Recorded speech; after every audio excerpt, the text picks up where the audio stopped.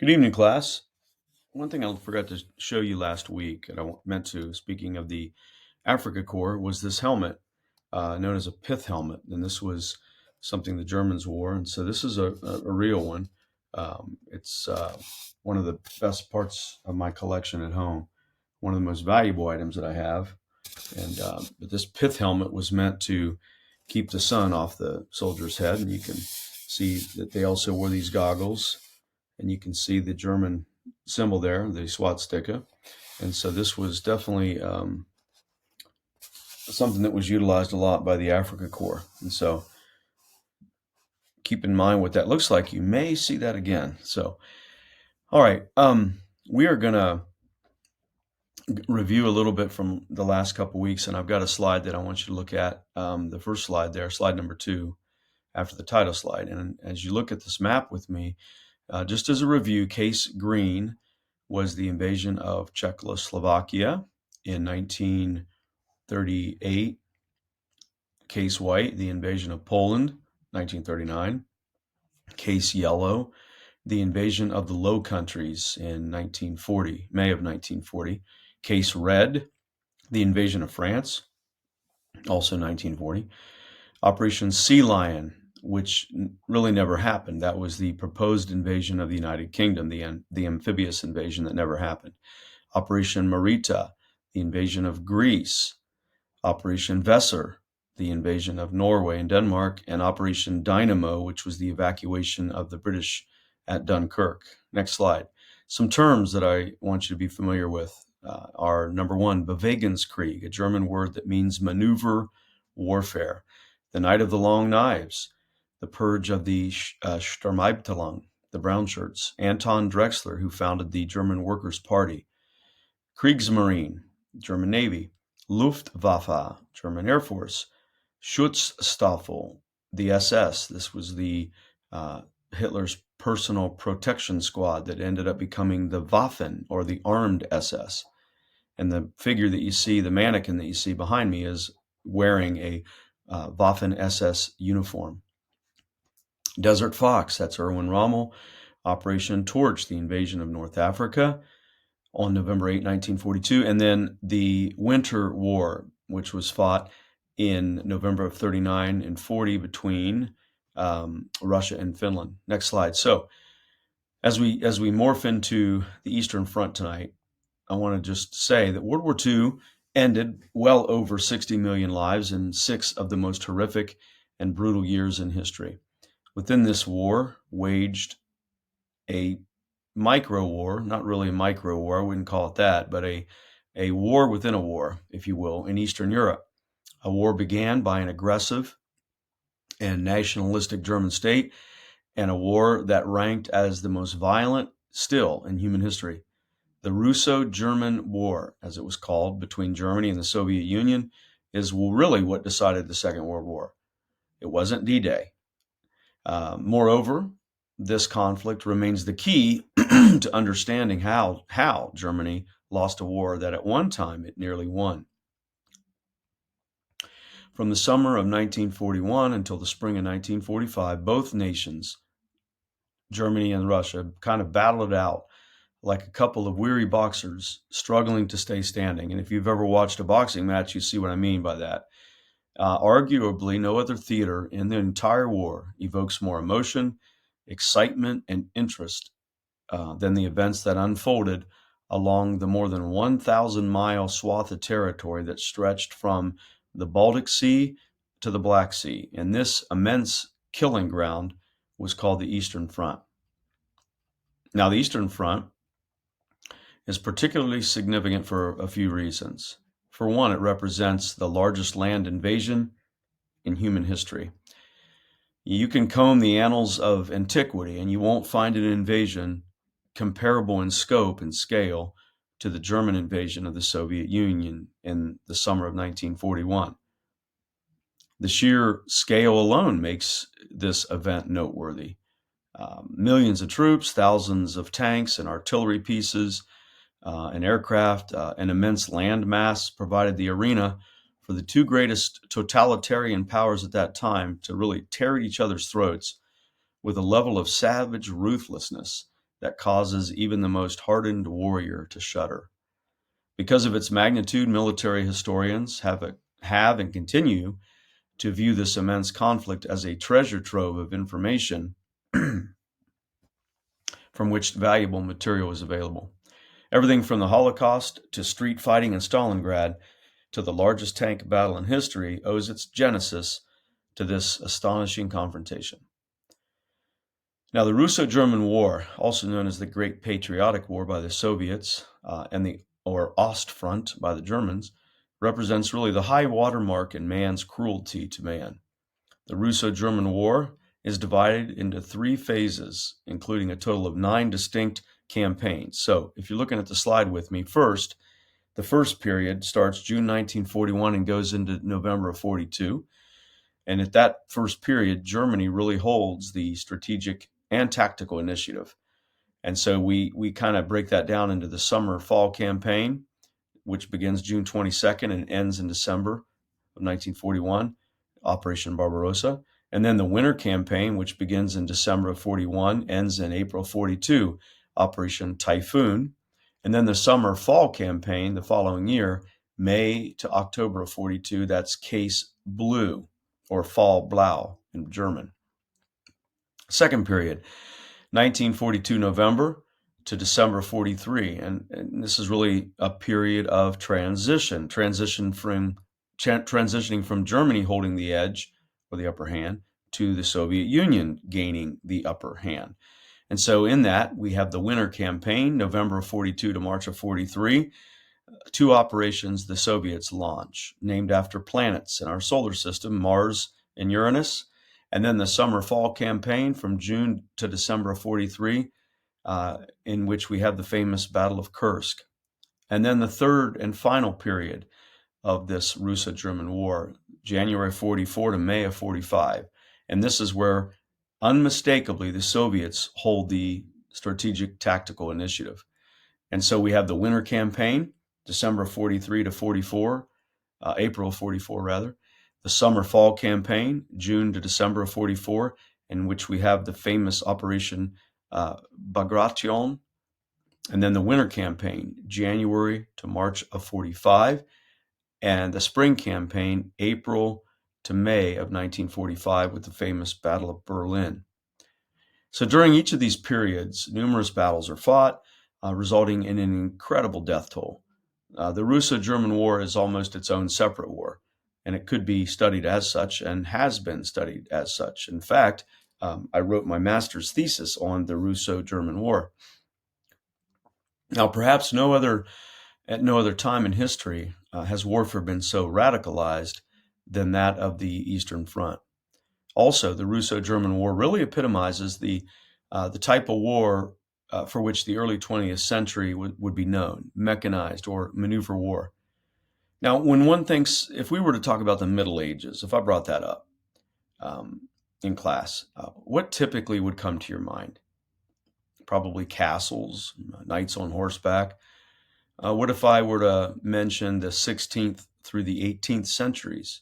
You might think of men dressed in bright, colorful uniforms, using cannons, linear battle formations, and famed cavalry charges. During the 19th century, we start to see the use of fortifications and trench works. And during the 20th century, it's the tank that really takes center stage. And while we've alluded to this in lesson 2, the Germans didn't possess superior tanks in 1939 or even 1940. When Germany invaded Poland in September 39, their Panzer Mark 1s and their 2s were pretty much obsolete. During the invasion of Poland, Germany lost anywhere from 200 to 670 some tanks, 300 plus armored cars, over 190 heavy guns, 11,000 trucks and motorcycles seriously damaged or destroyed. On September the 8th, 1939 alone, the 4th Panzer Division lost 50 out of 120 tanks to Polish infantry and anti-tank guns. The inability of German industry to provide enough medium tanks as replacements prior to 1940 magnified these losses. And by the spring of 1940, Germany had manufactured only 540 new tanks since the war began, in contrast to the Allies and Soviet factories, which more often than not left German industrial production in the dust. And this is the main reason that Germany lost the war. It was never the types or amounts of tanks that assured German victory for the first 4 years of the ground war. Never. It was how they used those tanks. It was all about doctrine. So let's go back to this evening's subject. The German decision to abrogate or break the Molotov-Ribbentrop Pact, which we talked about earlier, and invade Soviet Russia, that decision was not made in a vacuum. Hitler just didn't wake up one morning and say, I think I'll invade Russia today. No. Hitler's decision to invade the Soviet Union, as apocalyptic and as ideological as he intended it to be, nevertheless, in a military sense, possessed a bit of foresight and logic. For one, it meant that the Wehrmacht could use its greatest strengths in an offensive war of maneuver on the European continent, supported by the world's largest tactical air force, against an opponent in the midst of wrenching structural changes to its own military, that being Russia. Germany's alternative options to invading the Soviet Union meant exposing certain weaknesses inherent because of Germany's geographic position or location in Europe.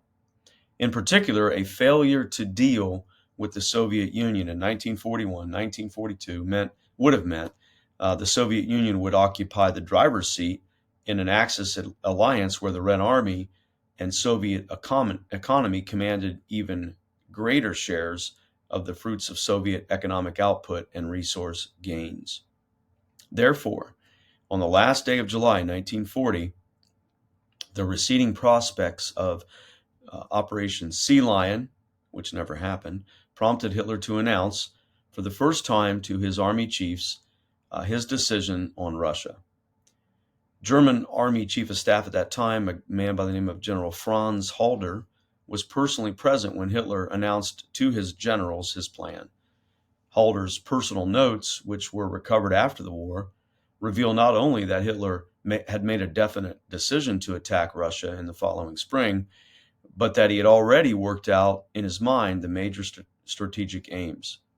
Britain's hope, Hitler said, quote, lies in Russia and America.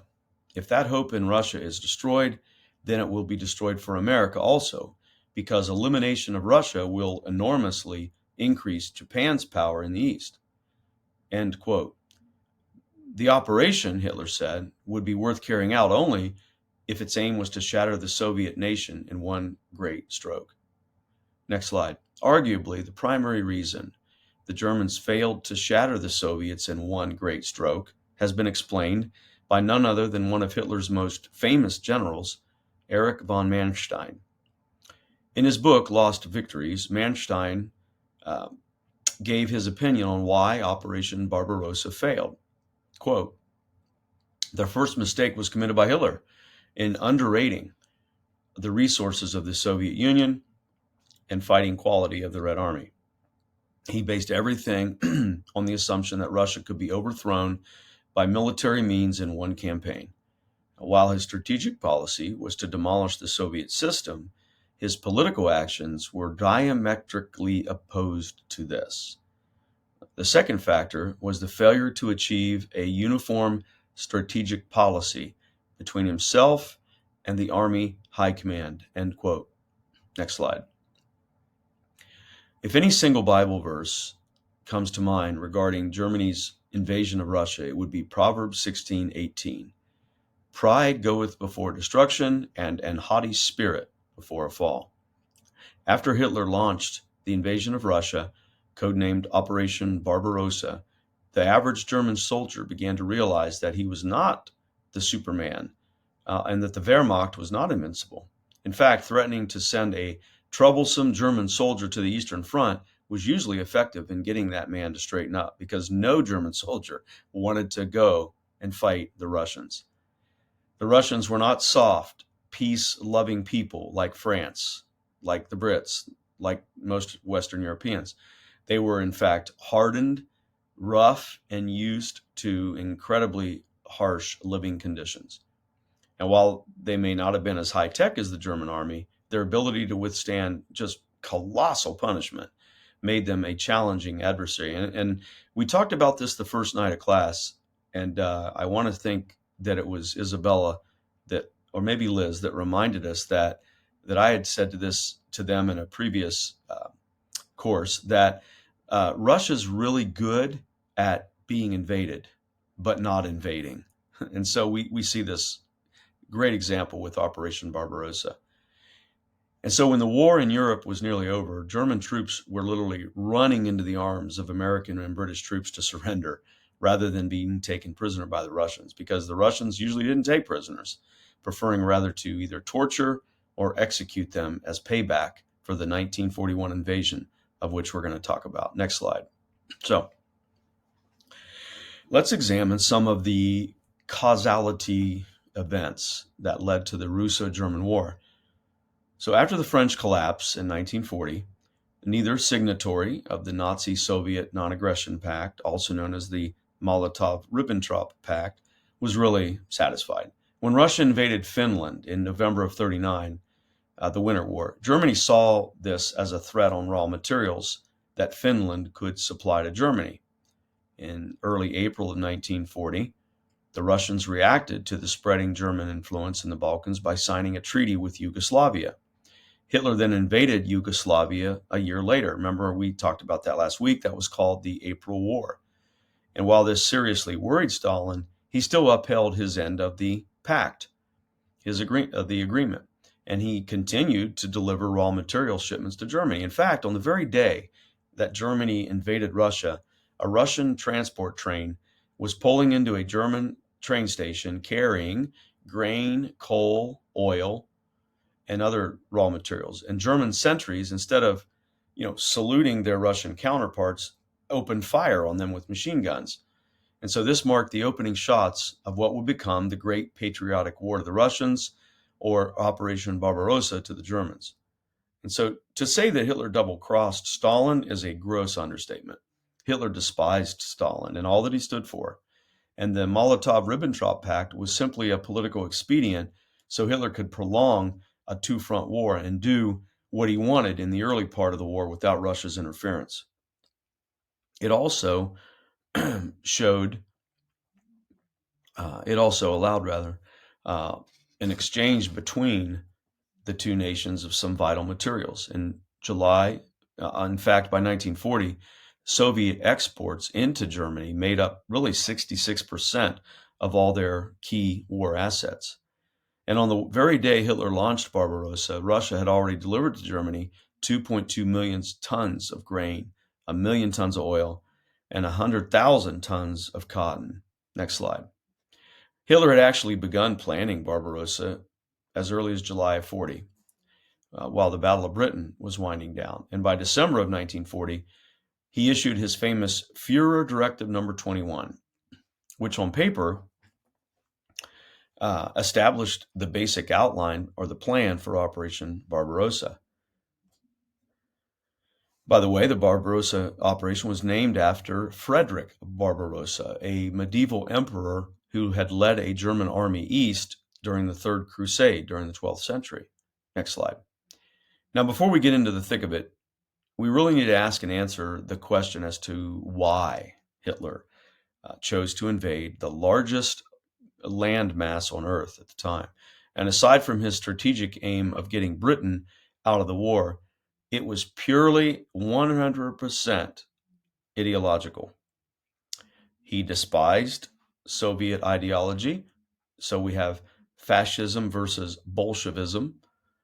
He wanted to expand Germany's living space, or Lebensraum, German word. He wanted to exploit the operation to exterminate those that Hitler felt were responsible for Germany's defeat in the Great War, and that being the Jews.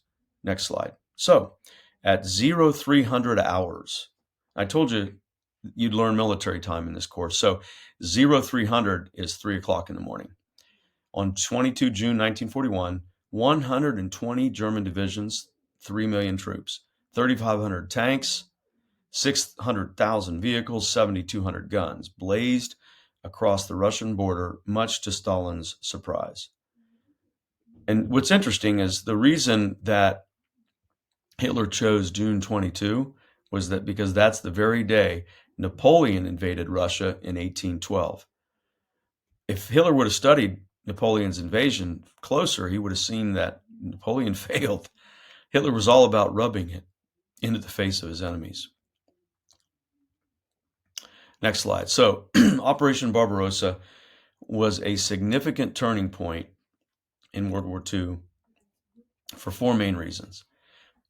Number one, it was a two-front war. Technically not yet a two-front war in June of 41, but it would be by November of 42, thanks to Operation Torch.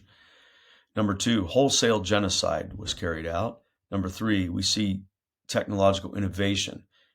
Confronting the T-34 Russian tank caused German designers to develop a superior tank, the Tiger, which annihilated U.S. forces at the Battle of what? Kasserine Pass. And then number four, it humbled German soldiers.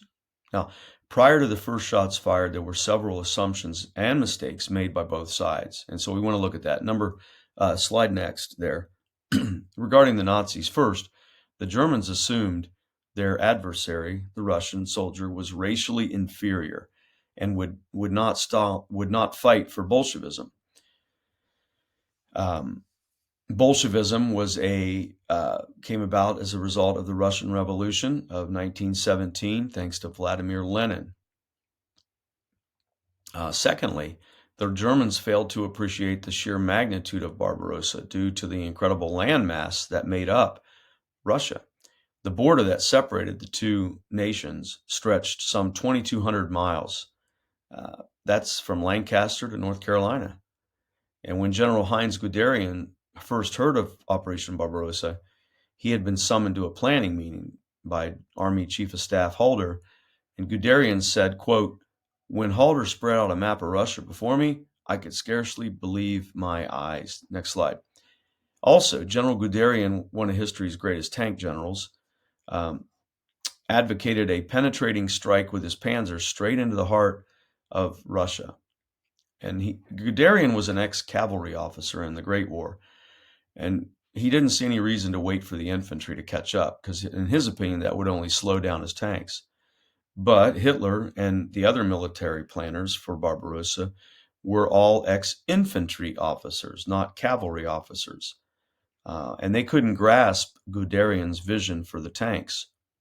Interestingly, Guderian authored the book Achtung Panzer in 1937, in which he described what he believed were essential elements for a successful tank or panzer attack.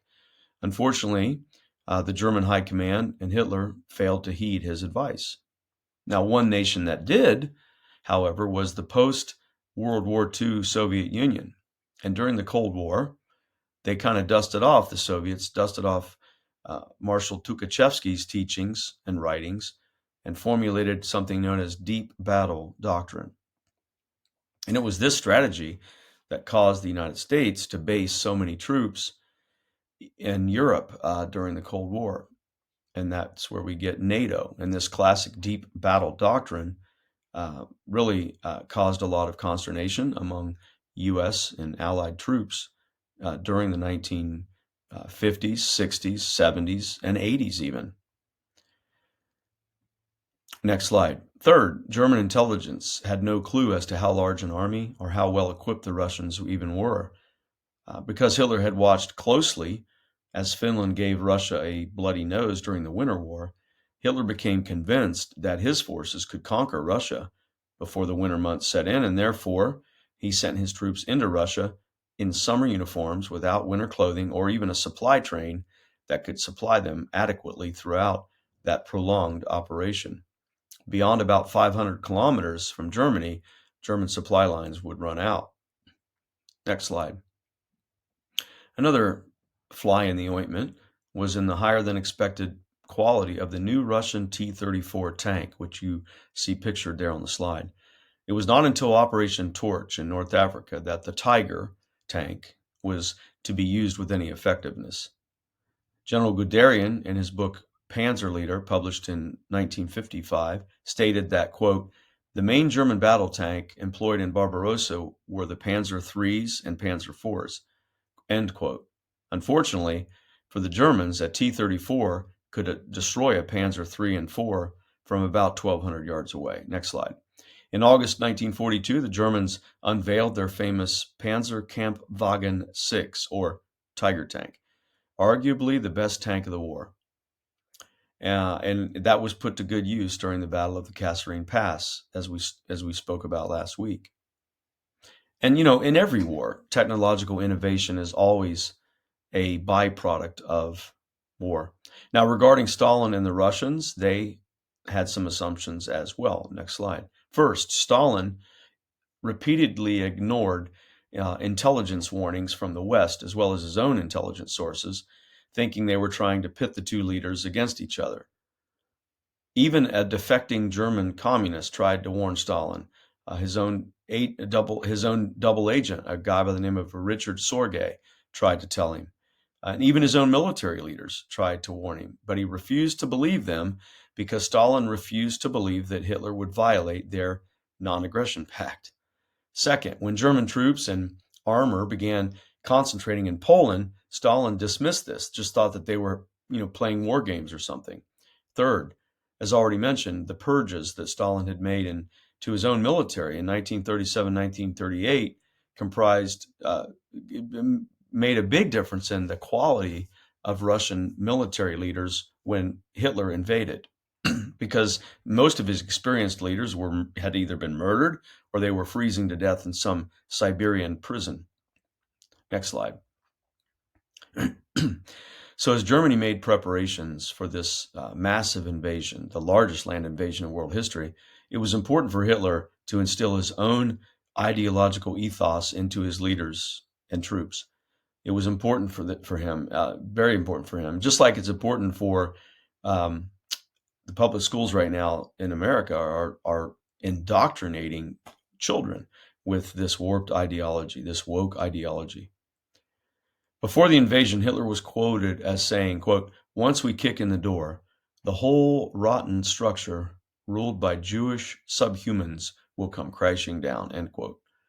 And one of Hitler's side objectives for Barbarossa ends up becoming the wholesale extermination of the Jews.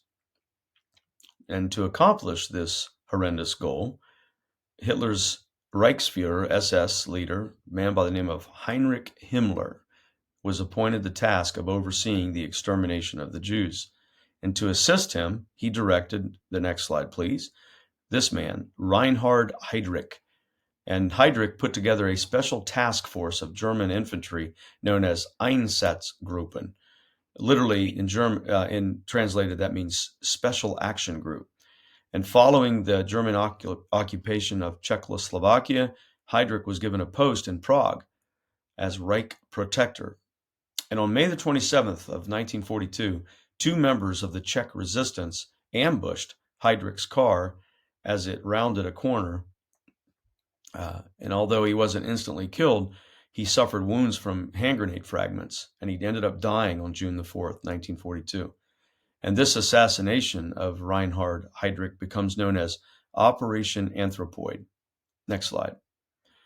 Now, the Einsatzgruppen were a death squad who followed the initial wave of infantry into Poland and the Soviet Union, and then their job was to round up innocent civilians and murder them. Next slide. On 29 September 1941, at a place called Babi Yar in Kiev, a squad of Einsatzgruppen murdered 34,000 Jews in just 2 days' time. Eventually, these mass shootings took a psychological toll on many SS troops, so a more thorough, industrialized method of getting rid of the Jews had to be developed. And so just 3.5 months after the Babi Yar incident, a meeting was convened to develop a solution, or a final solution. Next slide. On January 20th, 1942, a bunch of high-level, about 11 rather, high-level Nazi officials met together in a place called Wannsee, and this has become known as the legendary Wannsee Conference. And the purpose of the conference which was chaired by Reinhard Heydrich, just really 6 months before he was going to die, was to ensure cooperation and coordination from various German governmental officials to implement the final solution, which is more commonly referred to as the Holocaust. This conference was attended by several senior Nazi bureaucrats, and it marked a turning point in the Nazi policy toward the Jews. Now, prior to this, forced emigration was tried, and the idea of deporting all the Jews to Madagascar was even discussed. But when it became obvious to Hitler that deportation, placing them in ghettos, and even organized massacres were not efficient enough to rid Germany of 11 million Jews, the Wannsee Conference outlined the plans for the final solution. And during the conference, which lasted less than 2 hours, euphemistic language was used to relay what the Nazis had in store for the Jews. So the final solution would involve the following. Number one, rounding up all Jews throughout Europe and evacuating them, that was the word they used, via trains eastward. And secondly, organizing them into labor gangs, which was a euphemism for concentration camps. And the Nazis were going to make sure that the work and living conditions at those camps would be sufficiently hard to kill off large numbers of Jews. And those that survived would be systematically murdered by gas vans and then eventually gas chambers. Next slide. Himmler directed this man, Adolf Eichmann, to oversee the transportation of Jews to these concentration camps or death camps. And probably the most famous one is Auschwitz, that some of you have been to the Reagan Library and seen that exhibit. And so, rather than having young SS Einsatzgruppen soldiers shoot with their rifles hundreds or thousands of innocent people a day, the Jews would be shipped or evacuated via rail cars to predetermined locations, concentration camps, where they were gassed and then cremated to the tune of 6 million by the time the war ended. Next slide. So it was Eichmann who masterminded using railroads to bring the maximum amount of Jews to the camps as possible. Next slide. This man, Theodor Eicher, he's the one that developed the concentration camp system along with Heydrich. These two men really were the top cogs in the wheel of the Holocaust. Now, I recognize that talking about this is difficult and horrific, but it's still a part of history. And there are segments of American society right now who would have you believe that the Holocaust never happened, or that it was not as bad as secular history teachers say that it was. And as we speak, public history textbooks are being rewritten to purposely omit the Holocaust or water down its horror. In fact, one well-known public school textbook published by Prentice Hall, entitled World History: Patterns of Civilization by Burton Beers, actually blames the Holocaust on a Jew who murdered a German diplomat in Paris. Next slide. Mr. Beers clearly has his facts messed up.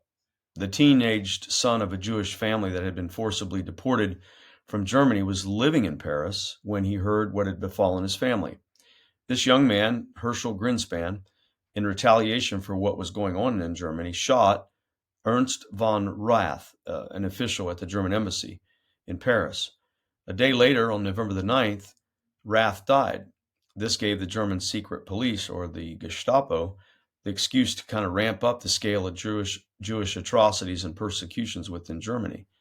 And in fact, Reinhard Heydrich expressly ordered the police not to intervene in the event.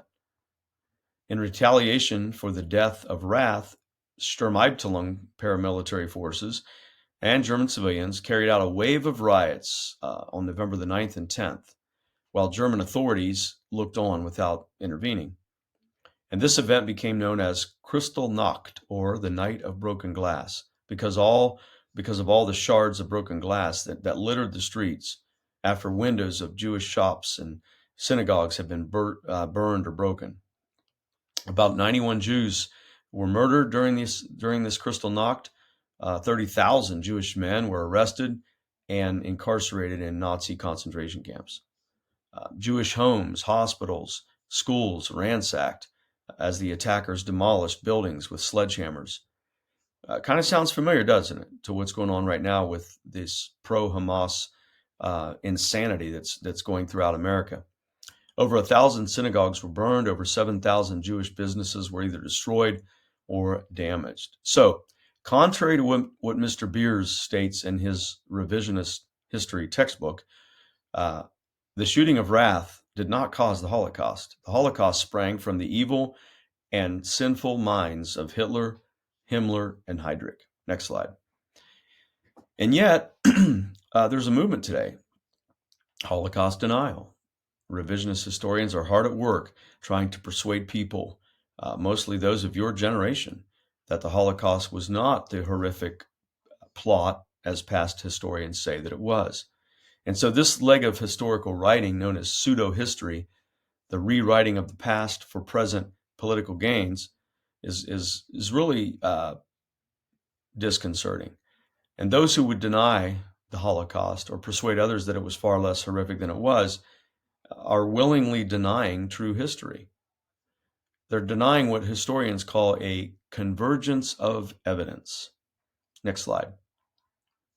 As amateur historians, you need to act as objective detectives, getting all sides of the argument, relying upon primary sources, and then making an objective, unbiased analysis.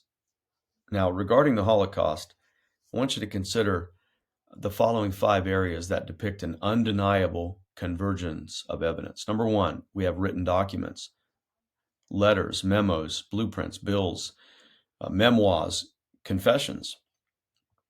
Number 2, we have eyewitness testimony, accounts from survivors, people that lived through it. Number 3, we have photographs, official military and press release photographs, unofficial photos taken by survivors, aerial photos taken by reconnaissance aircraft, film footage shot by the Allies who liberated these camps. Number 4, we have the camps themselves, some of which are still structurally intact. You can actually go to Auschwitz and visit it today. Then we have 5. Number 5, we would title this inferential evidence, population demographics, in other words. Here's the question, folks. If 6 million Jews didn't die, then what happened to them? I mean, where are they? Where have they been for over 70 years? So as horrific and unimaginable as the Holocaust was, something good did come from it. Think with me of Genesis chapter 50, verse 20 for a moment. And if you want, you can grab your smartphone or your Bible and look that verse up, unless you have it memorized. Joseph in the Bible. Think of his words to his brothers in Genesis 50:20, where he said this because they were terrified that he was going to kill them for what they did to him.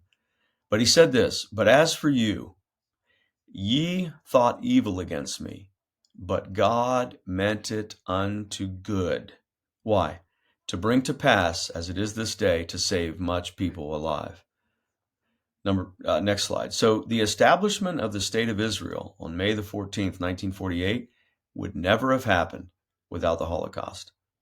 The reparations from the Holocaust given by West Germany gave Israel the resources necessary to prosper, to thrive, to survive. Next slide. The Holocaust played an important role in the founding and the long-term visibility of the State of Israel in 3 ways. Number 1, the Holocaust motivated large numbers of immigrants to move to the new country, providing the necessary population base. Number 2, the Holocaust enabled Israel to pressure Germany into supplying the economic base necessary to build infrastructure and support those immigrants. And number 3, the Holocaust swayed world opinion so that the UN approved the State of Israel in May of 1948. Also, when Israel became a sovereign nation in 1948, no less than 10 Bible prophecies were fulfilled. Next slide. Jacob's descendants would regain control of Israel, Amos chapter 9. Israel would be brought back to life, Ezekiel chapter 37. Isaiah spoke of Israel being reborn in one day, Isaiah 66. Israel would be reestablished as a united nation, Ezekiel 37. The second Israel would be more impressive than the first, Jeremiah 16. Next slide. Ezekiel predicted when Israel would be reestablished, Ezekiel chapter 4. The people of Israel would return to their own land, Ezekiel chapter 34. God would watch over the people of Israel, Jeremiah 31. And we see this, by the way, in the Arab-Israeli War of 1948, the Six-Day War in 1967, and the Yom Kippur War in 1973. Next, Israel's army would be disproportionately powerful, Leviticus 26. You can read about all the miracles that had happened during those three conflicts that I just mentioned, all 20th century conflicts. Number 10, the fortunes of the people of Israel would be restored, Deuteronomy chapter 30. So, as Bible believers, we can read in the book of Acts about how God used persecution of early Christians to scatter them for his purposes. And God allowed the Holocaust and World War II for similar reasons. Next slide. Also, it's important to remember that the Nazis didn't begin murdering Jews right after Hitler becomes chancellor in 1933. That tactic, that event, that slowly evolved into the final solution.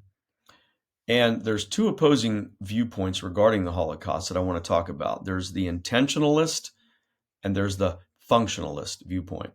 So those espousing the intentionalist viewpoint argue that it had been the intent all along of the Nazis to murder 6 million Jews. Conversely, the functionalist viewpoint argues that once it became clear to Nazi leadership that they couldn't rid themselves of Jews through deportation or putting them in ghettos or local massacres, a complete and total final solution had to be developed. Now, how can we get the definitive answer? Where should we look? Well, hopefully you've answered this primary sources. I personally have perused the 8-volume set that I have of German Army Chief of Staff Franz Halder's diaries. That's a primary source. He wrote that from August 39 to September of 42 when Hitler fired him. And the only early entries that Halder writes regarding murdering Jews occurs in volume number 4 on page 175, where Halder wrote on 27 August 1940, quote, "A new wave of liquidation of intellectuals and Jews is on in the East," end quote. Now, from this sentence, one could surmise that liquidating intellectuals and Jews in the East was relatively new. Also, defining the Halder's use of the word liquidation makes it tricky to conclude intentionalism. So, Halder's diary entries sort of support the functionalist viewpoint. Also, only one time in Hitler's book Mein Kampf does Hitler ever refer to killing Jews when he states on page 282 that, quote, "If only 12,000 to 15,000 Jews had been forced to submit to poison gas instead of German soldiers in World War I, then the sacrifice of millions at the front would not have been in vain," end quote. Of course, Hitler's not referring to Zyklon B gas crystals like what was used at Auschwitz, but instead he's referring to chlorine or mustard gas that was used on troops during World War I. Then there's Hitler's prophecy speech that he made on January 30th, 1939, before the Reichstag, where Hitler stated that if Jewish financiers started another world war, then the result would be the annihilation of the entire Jewish race in Europe. The major problem with this is that although Hitler's statement clearly commits him to genocide, he made no effort after delivering this speech in 1939 to have carried it out in 1939. So those who espouse a bit of both views have kind of synthesized the two and conclude that the Holocaust was a result of pressures that came from both above and below. and that Hitler lacked a master plan, but he was the decisive force behind the Holocaust. There's no doubt about that. So the phrase cumulative radicalization is used in this context to sum up the way extreme rhetoric and competition among different Nazi agencies produced increasingly extreme policies, as fanatical bureaucratic underlings put into practice what they believed Hitler would have approved based on his widely disseminated speeches and propaganda. Between the start of the war and the invasion of Russia in 1941, Reinhard Heydrich pushed for two methods to purify Germany of Jews. Number one, force all of them into controlled areas called ghettos. And number two, encourage mass emigration and then forced emigration away and out of Germany. Next slide. So the slow transition to mass murder would follow only after the launching of Operation Barbarossa. So at the outset, the killings were carried out by Einsatzgruppen and members of reserve police battalions, and Jews by the hundreds, sometimes thousands, were taken away from their villages into forests and summarily shot from behind with a single rifle shot to the back of the skull. Their bodies were then stacked in previously dug trenches and then covered over with dirt to conceal their grisly crimes. Although it's difficult to imagine human beings doing this to one another, there was a precedent among the German military for this type of behavior that occurred in the early 1900s against some native people living in Southwest Africa. Next slide. By 1941, both Himmler and Heydrich worried that face-to-face killings carried out by Einsatzgruppen and police battalions would really erode the mental health of their men. And of course, they were right about that. In October of 41, mobile gas vans were used, but this was not efficient enough. After Wannsee, by mid-March 1942, concentration camp officials at Auschwitz-Birkenau converted a former hut into a gas chamber and began murdering Jews with Zyklon B crystals, and up to as many as 2,000 at a time could be murdered in this way. Next slide. Since the end of World War II, many historians have since debated a controversial topic, and here it is. Why didn't the Allies bomb the various concentration camps throughout Germany and Poland when they could have? In fact, the proposal to bomb Auschwitz in 1944 had become the symbol for those who argue American indifference and even complicity in the Holocaust. And there's two sides to this controversy, as there is to every controversy. Number one, if the Allies bombed Auschwitz, the first to die would be the Jews, which the Germans could then later claim that the Jewish dead had not been killed by them, but in fact by the Allies, Allied bombers. Number two, it's often noted that American bombers were carrying out raids in the summer of 1944 on industrial targets, only a few miles away from Auschwitz, suggesting it would be easy to destroy gas chambers. But we have to remember that a bombing run on concentration camps would have diverted vital resources away from military operations. Next slide. So when Barbarossa began, three German army groups led by Generals von Leb in the north, von Bock in the center, and von Rundstedt in the south crossed into Russia. And despite a huge natural obstacle called the Pripyat Marshes directly in their path, the speed with which the Germans proceeded was really amazing, and it really shocked the Russians, shocked the world. In fact, the Germans were so optimistic that their chief of staff, General Halder, phoned Hitler to assure him that they would conquer Russia in 2 weeks. A great many historians consider the numerical superiority of Russian tanks, soldiers, and aircraft the reason why Germany failed to conquer the Soviets in 1941. And when you look at the numbers, that seems logical. Next slide. Barbarossa got off to a great start for the Germans, for sure. Within a week of invading, they had captured over 300,000 Russian soldiers and destroyed a substantial number of tanks and artillery and aircraft. And things looked so bad for the Russians that Stalin had Nikita Khrushchev, who would later become one of their premiers during the Cold War, to disassemble and relocate factories deeper into eastern Russia. And by the end of July of 41, the Germans had destroyed 12,000 Soviet tanks and most of the Russian Air Force.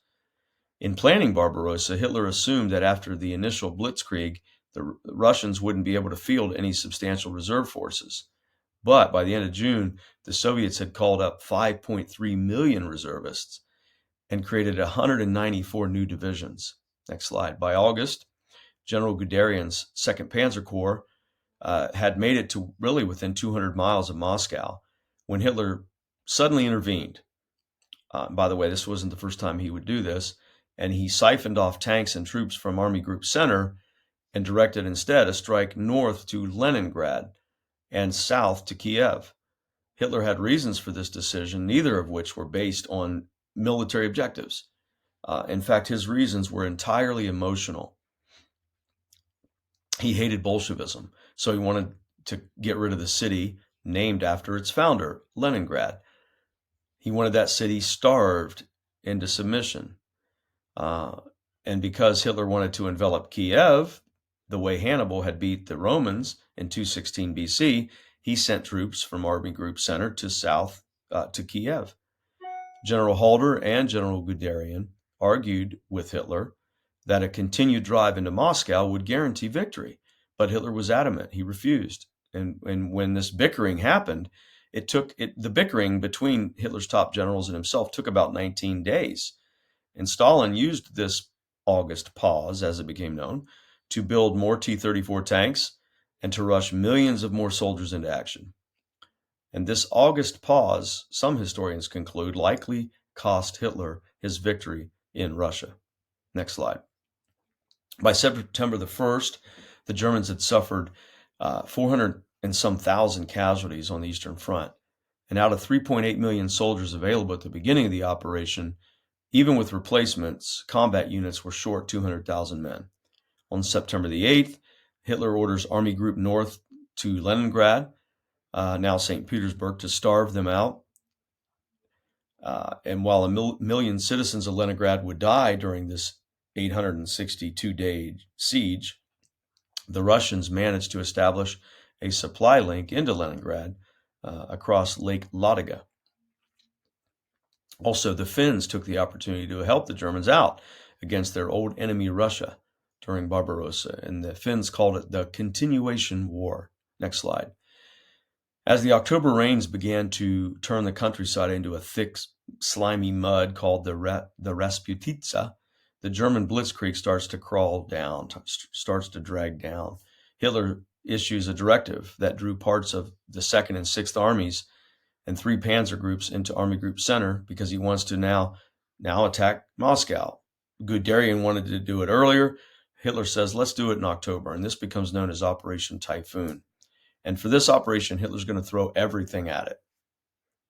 Next slide. So Typhoon begins operation October 2nd, 1941. It rips open the front line and encircles 2 enormous groups of Soviet armies. But the fall rains of mid-October obscures the Luftwaffe support because they can't see clearly to drop bombs because of the cloud cover and the rain, and it turns the terrain into a muddy quagmire. The Russians fight back really hard in November, but Hitler refuses to allow his generals to retreat. Now, next slide. Was this tactically sound? Typhoon. Was it a good idea for Hitler? Well, yes or no? Well, the answer is no. 3 substantial problems should have called into question the wisdom of launching another great offensive at this stage of the game. Number 1, the lateness of the season. It's often been said that 2 of Russia's greatest allies are General Winter and General Snow. Second, the lack of supplies. Mentioned this already, but remember, Germany they didn't think this through, and they didn't plan for a protracted operation. Remember, first night of class we met, I threw up a slide that said, why did Germany lose the war? And one of the reasons was no end state. They didn't think it through all the way, and this is certainly true here in Barbarossa. And it's during Barbarossa where Hitler starts to show his true colors, and several of his key generals start to question his decision-making capacity. Of course, that costs them their jobs. By December, General von Bock told General Jodl that his troops were exhausted, they were without supplies, they were freezing to death. But Hitler didn't listen. Next slide. The winter of 41 would also prove to be the coldest in 50 years. The Germans in their summer uniforms, they couldn't take the 40-degree below zero temperatures. The iron cleats, the German boot was like a cleat, had these things on the bottom called hobnails that allowed them to get better traction when they were attacking, etc. But the iron on those hobnails acted as a conductor of the frozen temperatures, which ended up causing frostbite for about 100,000 German soldiers. It must have been incredibly disappointing because they got to within 16 miles of Moscow before they collapsed on December the 5th. Now, you got to give the Wehrmacht credit here because by early December of 41, the Nazis had advanced 760 miles into enemy territory. The Russians opened a counteroffensive on December the 6th, 1941, and we all know what happened the next day. Japan attacked the United States. Amazingly, Hitler declared war 4 days later on the United States. Next slide. Russian offensives began in earnest all along the front, and by mid-December of 41, the Russians had pushed the Germans back 150 miles from Moscow. On December the 19th, Hitler fired Field Marshal von Brauchitsch as commander-in-chief. A couple days later, he fired General von Bock, General von Leb, and General von Rundstedt. On Christmas Day, he fired General Guderian. Retired U.S. Army Colonel David Glantz, who I've read a lot of his books, he's an expert on the Eastern Front. He wrote a book called When Titans Clashed. And he said this on page 37 of that book, quote, "From its inception, Barbarossa contained the danger of dissipating the German combat power in a vain effort to seize everything simultaneously. The German leaders had not clearly defined the desired end state, and their proposed way of achieving that end state, that is, mechanized battles of encirclement, soon exceeded their logistical means." End quote. In other words, they ran out of gas, they ran out of food, and the average German soldier ran out of morale. From December of 41 to February of 42, the Russians enjoyed a measure of success, but by late February, their momentum bogged down. And so by March of 1942, pretty much operations on the Eastern Front had finally ground to a halt with the arrival of the spring mud. Both the Germans and the Russians were exhausted, and while German troops were resting and refitting, Hitler was busy planning another offensive that would occur the following summer. And that's what we'll talk about in Lesson 7.